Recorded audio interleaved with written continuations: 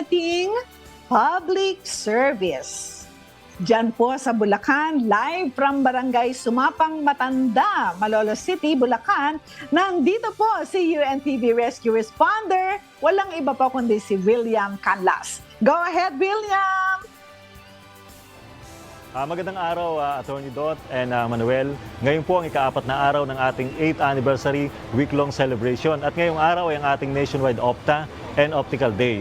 At narito naman tayo ngayon sa Malolos, Bulacan upang maghatid ng libreng serbisyong medikal para sa ating mga mata.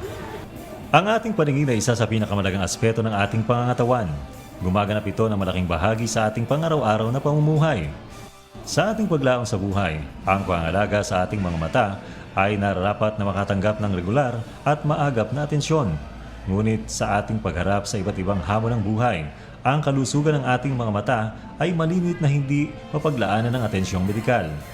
At upang matulungan ang ating mga kababayan na walang kakayahan sa buhay na makapagpa-check up sa doktor, ay nagsagawa ng Nationwide Opta and Optical Day ang ating programa. Masakit po yung ulo ko, tapos yung mata ko nanlalabo. Para pong yung hindi ko na siya maaaninag. Hindi ko makuhang magpa-check up dahil po yung kinikita ko kulang pa po sa pang-araw-araw na pagkain, ganun. Natutuwa po ako dahil po may libreng check-up, malaking luwag, hindi po gagastos. Tapos po may libreng mga gamot, tsaka salamin. Nagpapasalamat at dito po may libreng check-up, malaking luwag po sa akin yun. Tapos malaking tulong po sa akin. Kaya po salamat sa inyo. Salamat po sa Diyos. Kahapon lang pag-usapan kagad namin sa office, sabi ko, kailangan ko na magpa-check up kasi talagang yung sinusulat ko, hindi ko na siya talaga nakikita. Talagang asin ang labo. Kahit yung pagkain mo, minsan sakit na sa mata, hindi mo na makita pag malabo. Ayun, tapos biglang kagabi nag-text yung sister ko. Sabi niya, may slot. Sabi niya ganun, baka gusto niya magpa-check up. Ay ko, sige. Sabi ko, okay go. Siguro kaloob ni Lord. Nagpapasalamat lang ako sa MCGI. So kahit hindi ako member, yun, nakikita ko naman yung samahan nyo na okay. Kasi yung sister ko ganun nga rin. So yun lang. UNTV, basta thank you. God bless. Yun lang.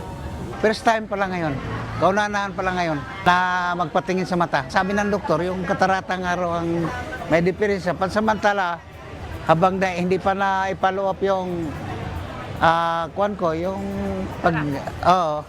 pagtingin nila, ay may pansamantalang nilagay pamatak para luminaw ng bahagya. Ako po ay nakatanggap ngayon, libre ang konsulta at saka itong gamot na pamatak. At sinabi nung doktor sa akin na tatawagan yung aking binigay sa iyong number kung ako ay operahin na ng katarata. Ako po ay nagpapasalamat sa serbisyong bayanihan ng UNTV, ng MCGI, sa kanilang serbisyo na libre lahat libre pati pagkain, busog nga ako Kaya, maraming salamat. Kasama din natin sa pagbabayanihan ngayong araw ang ating mga volunteer doctors mula sa Philippine Academy of Ophthalmologists at Capitolio Eye Center, Dr. Romeo Laurent Apostol. Unang beses naming maging parte ng UNTV. Unang-una gusto kong batiin ng UNTV ng happy 8th anniversary sa kanilang serbisyong bayanihan. Okay, malaking bagay kasi ito para sa aming bayan dito sa Malolos, okay? Kasi lalo dito sa aming bayan, medyo underserved ang community namin dito pagdating sa mga ganitong konsultasyon, okay? Karamihan ng mga kababayan ko syempre medyo hindi siya kulang sa kapasidad para bayaran ng mga check-up na sa aming mga doktor. Okay? Napakalaking bagay, naging bahagi kami, ang Central Luzon Ophthalmologic Society, naging bahagi kami ng medical mission ng UNTV. Okay? Dahil unang-una, gaya kanina, habang nagme-medical mission, maraming pasyente ang nakikita kong halos wala nang makita, halos hirap na sa paningin, no? Mga may edad nating kababayan na halos kakapakapa na daw sila, kumbaga, no? General advice, less is best. Mas konting exposure sa mga screen time, konting exposure sa mga gadgets, mas maganda para sa mata. General guideline namin, kahit sa ibang bansa, at least 2 to 3 hours na screen time is sapat na.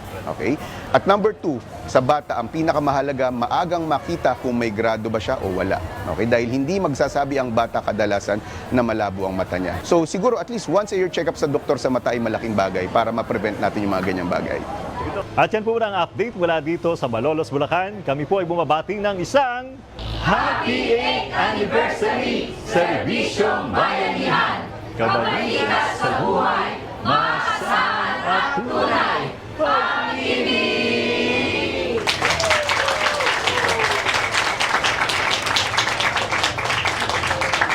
Ay, nako. Nakakatuwa, ano? Tinan mo, etong si William Canlas, paborito ko boses niyan eh. Napakamalumanay, malamig ang boses. Thank you so much to you, Sir William Canlas, UNCV Rescue Responder of the Malolos, Bulacan. And of course, papasalamatan po natin ang Serbisyong Bayanihan Bulacan Handler. Walang iba po kundi si Vivian Predicala. Hi, Vivian.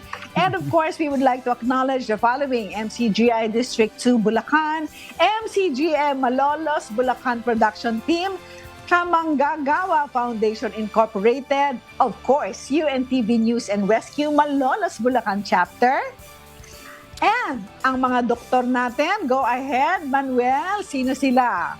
Yes, Attorney Dot, ophthalmologist from Capitolio Eye Care Center and Philippine Academy of Ophthalmologists, Dr. Emerson J. Molina. Maraming salamat. Dr. Romeo Laurent Apostol. Maraming salamat.